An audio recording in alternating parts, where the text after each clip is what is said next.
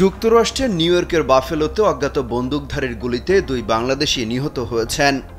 স্থানীয় সময় শনিবার বিকেলে তাদেরকে গুলি করে হত্যা করা হয় বলে জানিয়েছে নিউ ইয়র্ক পুলিশ।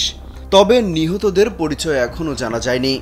এমনকি কেন কি কারণে তাদেরকে প্রকাশ্যে হামলা চালিয়ে হত্যা করা হলো সে সম্পর্কে কিছুই জানা যায়নি। প্রশাসনের বরাত দিয়ে মার্কিন বিভিন্ন গণমাধ্যম বলছে 100 জেনার স্ট্রিটে 2 ব্যক্তিকে গুলি করা হয়েছে। এমন খবরে ঘটনাস্থলে ছুটে যায় পুলিশ। পরে তাদের মৃত্যুর খবর নিশ্চিত করা হয়। এই ঘটনায় গোটা যুক্তরাষ্ট্রে বসবাসরত বাংলাদেশিদের মধ্যে শোকের ছায়া নেমে এসেছে।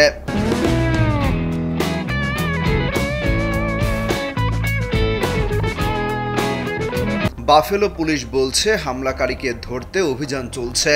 শহরের গুরুত্বপূর্ণ প্রতিটি জায়গায় তল্লাশি চালানো হচ্ছে।